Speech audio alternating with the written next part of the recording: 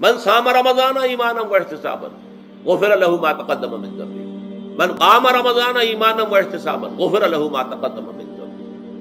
اب سوال پیدا ہوتا ہے قیام اللیل سے مراد کیا ہے؟ یہاں پہ میں تراویح کی کا جو پس منظر ہے وہ بیان کر دینا چاہتا ہوں۔ دیکھیے جیسا کہ ہم نے خطبے میں بھی دیکھ لیا، اللہ نے قیام اللیل جو ہے اسے فرض نہیں ٹھہرایا، تطوع۔ قرآن مجید میں بھی اس کا کوئی ذکر نہیں، احادیث میں اس کی تشویق و ترغیب پوری موجود ہے۔ ایک اور حدیث بھی ہم بعد میں پڑھیں گے اس پر۔ اس کا پس منظر کیا تھا کہ اس کو چھوڑ دیا گیا۔ اب ظاہر بات ہے مسلمانوں میں کمزور بھی ہیں، مسلمانوں میں وہ مزدوری کرنے والے بھی ہیں، روزہ تو فرض ہے ان پر، چاہے مئی کا مہینہ ہے اور گندم کاٹنی ہے، روزہ تو پھر بھی رکھنا ہوگا، یہ سب کچھ۔ لیکن یہ کہ رات کو پھر کھڑے رہنا ان کے لیے، جاگنا ممکن نہیں، لہذا ان کے اوپر یہ چیز فرض نہیں۔ حضور نے تراویح کی نماز یا قیام اللیل نہ اسے فرض قرار دیا، نہ اس کے بعد جماعت کوئی اہتمام کیا مستقل۔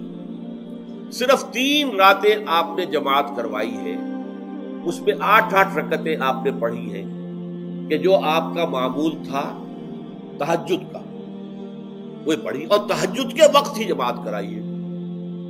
یہ ہے وہ حدیث۔ اس کے علاوہ کسی نماز تراویح جو ہے جو ہم پڑھتے ہیں 20 رکعتیں عشاء کے ساتھ متصل، اس کا کوئی ذکر نہ دور نبوی میں ہے نہ دور صدیق اکبر میں ہے۔ یہ دور حضرت عمر کی خلافت میں ہوا ہے، اور ہم نہیں کہہ سکتے کتنے سال کے بعد ہوا ہے۔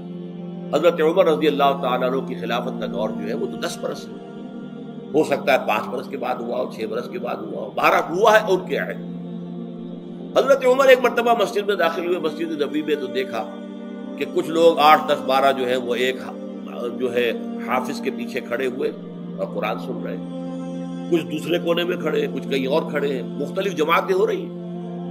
تو انہوں نے سوچا کہ کیوں نہ ان سب کو ایک امام کے پیچھے جمع کر دیا جائے، اور اس کے لیے لوگوں کی سہولت کے لیے عشاء کے ساتھ متصل رکھ دیا جائے، اس لیے کہ تہجد کے وقت اٹھنا جو ہے وہ تو ہر کس و ناقص کا کام نہیں ہے، کہ عشاء کے بعد اگر تھوڑا سا اضافی وقت ہو صرف تو یہ ہر شخص کر لے گا، مزدور بھی کر لے گا۔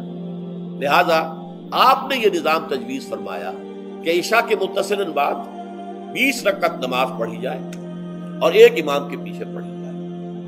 یہ گویا کہ اجتہاد ہے حضرت عمر رضی اللہ تعالی عنہ، اس کو آپ نے خود بدعت بھی قرار دیا ہے، لیکن بدعت حسنہ۔ بدعت کس اعتبار سے؟ لغوی اعتبار سے، نئی بات، اس لیے کہ حضور کے زمانے میں نہیں تھی، تو یہ اس طریقے سے ایک نئی بات ہے۔ لیکن یہ بات کیونکہ بہت اچھی ہے، بہت عمدہ ہے، آپ جب یہ نظام چل پڑا تو ایک دن مسجد میں آئے، دیکھا کہ بڑی بھری مسجد ہے، صحابہ کھڑے ہیں اور ایک امام کے پیچھے قرآن سن رہے ہیں۔ آپ نے فرمایا نعم البدعۃ ھذہ، یہ جو ہم نے نئی بات شروع کی ہے یہ بہت اچھی ہے، بہت عمدہ ہے۔ اب یہاں سے فرق واقع ہو گیا ہے۔ ایک تو اہل تشیع جو ہے وہ تو ویسے ہی حضرت عمر سے بہت دشمنی رکھتے ہیں، عناد رکھتے ہیں، تو حضرت عمر کے اجتہادات سے انہیں نفرت ہے، انہیں دوری ہے، چاہے وہ کوئی سا بھی حضرت عمر کا اجتہاد ہو۔ ہمارے ہاں اہل حدیث حضرات بھی در حقیقت حضرت عمر یا کسی اور خلیفہ راشد کے فعل کو وہ سمجھتے ہیں کہ یہ ایگزیکٹو آرڈرز ہیں، یہ ہمیشہ کے لیے نہیں ہے۔ حضرت عمر نے اپنے دور میں ایک نظام قائم کیا، ان کے دور کے لیے ٹھیک تھا، یہ ہمیشہ کے لیے نہیں۔ ہمیشہ کے لیے وہ 8 ہی رکعتوں کے قائل ہیں، وہ تہجد والے، لیکن اس میں بہرحال انہوں نے بھی خود یہ اضافہ کیا ہے کہ وہ 8 رکعتیں وہ عشاء کے ساتھ متصل پڑھتے ہیں، تہجد کے وقت تو نہیں پڑھتے۔ اور حضور نے تو صرف 3 روز جو ہے وہ کرائی تھی جماعت، وہ لوگ 30 دن یا 29 دن پڑھ رہے ہیں، تو اضافہ تو انہوں نے بھی کر دیا، تو نظام میں تبدیلی تو ہو گئی۔ لیکن اہل سنت جو کہلاتے ہیں، ہمارے جو 4 جو ہیں، جو ہمارے مسلک ہیں، حنفی، مالکی، شافعی، حنبلی، ان کا اتفاق ہے اس پر حضرت عمر کا، کیونکہ ان کے سامنے اصول یہ ہے کہ حضور نے فرمایا علیکم بسنتی وسنت الخلفاء الراشدین المہدیین، تم پر لازم ہے کہ میری سنت کو پکڑو مضبوطی کے ساتھ، اور میرے خلفاء راشدین مہدیین جو ہیں ان کی سنت کو پکڑو۔ اس اصول سے یہ چاروں فقہ جو ہیں حضرت عمر کے اجتہادات جو ہیں ان کو بھی پابندی سمجھتے ہیں کہ تمام عمر کے لیے قیامت تک کے لیے امت مسلمہ پر ان کی پیروی لازم ہے، لہذا اس میں اجماع ہے۔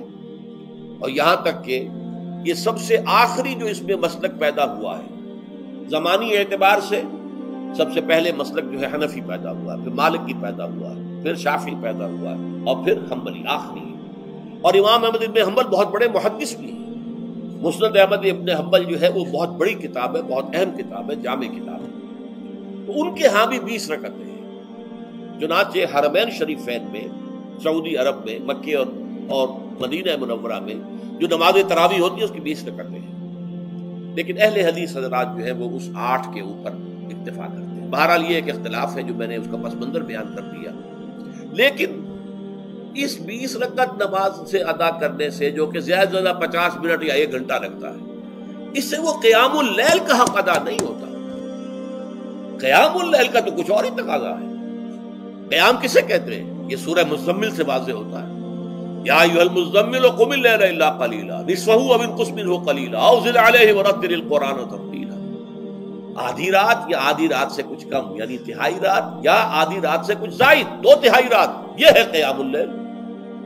چنانچہ سورہ مزمل ہی کی آخری آیت جو دوسرا رکوع مشتمل ہے جس پر، اس میں صاف کہہ دیا گیا ان ربک یعلم انک تقوم ادنی من ثلثی اللیل ونصفہ وثلثہ وطائفۃ من الذین معک۔ اے اللہ کے نبی، اللہ خوب واقف ہے کہ آپ بھی اور آپ کے ساتھ ایک جماعت بھی رات کو کھڑی رہتی ہے، 2 تہائی رات یا آدھی رات یا 1 تہائی رات۔ یہ سارا معاملہ جو ہے قیام اللیل کا، گویا کہ کم سے کم 1 تہائی رات پر اس کا اطلاق ہو سکے گا، یہ نہیں کہ 1 گھنٹے۔ اب اس کے ضمن میں دیکھیے حدیث پڑھیے، تیسری حدیث ہے عن عبداللہ ابن عمرو ابن العاص رضی اللہ تعالی عنہ۔ یہ وہی عبداللہ ابن عمرو ہے جن کی میں نے آپ کو حدیث پہلے سنائی ہے۔ یہ ساری رات کھڑے رہتے تھے، پوری رات، اور ہر روز روزہ رکھتے تھے، جس پر حضور نے منع کیا، لا تفعل، مت کرو ایسے۔ رضی اللہ عنہما، یہ خود بھی صحابی ہیں اور ان کے والد عمرو بن العاص بھی صحابی ہیں۔ ان رسول اللہ صلی اللہ علیہ وسلم قال، کہ اللہ کے رسول صلی اللہ علیہ وسلم نے فرمایا، الصیام والقرآن یشفعان للعبد، روزہ اور قرآن بندے کے حق میں شفاعت کریں گے۔ یقول الصیام، روزہ یہ عرض کرے گا اللہ کی جناب میں، اے رب پروردگار، انی منعتہ الطعام والشہوات بالنہار، میں نے تیرے اس بندے کو دن کے دوران کھانے پینے سے اور اپنی شہوت کا تقاضا پورا کرنے سے روکے رکھا، یہ میری وجہ سے روکا رہا، تو میری شفاعت اس کے حق میں قبول فرما، فشفعنی فیہ، میری شفاعت اس کے حق میں قبول فرما۔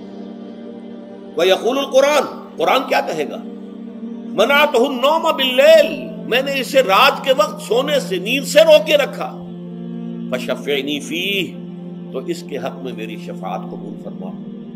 حضور فرماتے ہیں فیشفعان، ان دونوں کی شفاعت قبول کی جائے گی۔ یہ ہے قیام اللیل۔ یہ قیام اللیل صرف تراویح کی نماز سے جو پڑھ لی جاتی ہے، اور ہمارے ہاں تو یہ ہے، وہاں کم سے کم یہ تو تھا، صحابہ کرام کھڑے ہوتے تھے تو جو قاری پڑھ رہا ہوتا تھا وہ ان کے دل میں اترتا جاتا تھا، اس کا مضمون اور مفہوم جو ہے ان کو معلوم ہے، لہذا وہ اس کی زبان سے نکلا ہوا ہر لفظ ان کے قلب کی گہرائیوں تک اتر رہا ہے۔ یہاں تو یہ ہے پیرٹ لائک حافظ ہے، اسے خود پتہ نہیں میں کیا پڑھ رہا ہوں۔ اکثر حفاظ جو ہے وہ عالم تو نہیں ہوتے، اور جو سن رہے ہیں انہیں کچھ پتہ نہیں ہم نے کیا سنا، تو ٹھیک ہے، کم سے کم ثواب تو انہیں ملے گا کہ انہوں نے وقت نکالا ہے، 1 گھنٹہ ہی اضافی صحیح، لیکن بہرحال اس کا وقت تو انہوں نے نکالا ہے، محنت کی ہے، کھڑے رہے ہیں، ثواب ملے گا۔ لیکن جو مقصد ہے وہ حاصل نہیں ہوتا۔ اس مقصد کے حصول کے لیے اول تو قیام اللیل کی کم سے کم مدت 1 تہائی۔ اگر کوئی شخص فرض کیجئے کہ اس کے ہاں کوئی اور انتظام نہیں ہے، جیسا کہ ہمارے ہاں ہم نے انتظام کیا ہے، بڑے بڑے شہروں میں دورہ ترجمہ قرآن، اس میں ہمیں 5 گھنٹے لگ جاتے، نصف شب کے قریب جو ہے معاملہ ہو جاتا۔ اس میں کیا ہوتا ہے کہ ہر 4 رکعت سے پہلے جو اس کے اندر پڑھا جانا ہے حصہ قرآن کا، اس کا پہلے ہم مطالعہ کرتے ہیں بیٹھ کر، ترجمہ اور کچھ موٹے موٹے نکات کی جو ہے وضاحت، پھر کھڑے ہو گئے اور قاری صاحب کے پیچھے 4 رکعتوں کے اندر وہ 4 رکوع یا جتنے بھی ہیں پڑھ لی، سن لی، پھر بیٹھ گئے 4 کے بعد پھر اگلی 4 رکعتوں کے اندر جو کچھ پڑھا جانے والا ہے اس کا ترجمہ، اس کی تفہیم ہو گئی، پھر کھڑے ہو گئے، پھر سن لیا۔ اس طریقے سے 5-6 گھنٹے میں تراویح ختم ہوئی، تو تراویح بھی ہو گئی، حضرت عمر کے اجتہاد پر عمل بھی ہو گیا، 20 تراویح ہو گئی، لیکن یہ ہے کہ اس کے ساتھ جو اصل غرض و غایت ہے قیام اللیل کی وہ بھی حاصل ہوئی۔ یہ ہم نے 17 سال پہلے شروع کیا تھا یا 18 سال پہلے، اور وہ انشاءاللہ اللہ کے فضل و کرم سے اب چل رہا ہے، بڑے بڑے شہروں میں ہو رہا ہے۔ لاہور میں جن مقامات پر ہو رہا ہے وہ تازہ جو ندائے خلافت ہے اس کے اندر آپ اس کی فہرست دیکھ لیں۔ کراچی میں تو اس سے غالباً 3 گنا مقامات کے اوپر وہ کام ہو رہا ہے، اور دوسرے شہروں میں بھی ہو رہا ہے۔ تو اس سے در حقیقت وہ غرض و غایت، وہ حکمت جو ہے پوری ہوتی ہے کہ یہ دونوں چیزیں پیرلل ہیں۔ من صام رمضان ایمانا واحتسابا غفر له ما تقدم من ذنبه ومن قام رمضان ایمانا واحتسابا غفر له ما تقدم من ذنبه۔ تو صیام اور قیام جو ہے ان دونوں کا حق ادا ہو جاتا ہے۔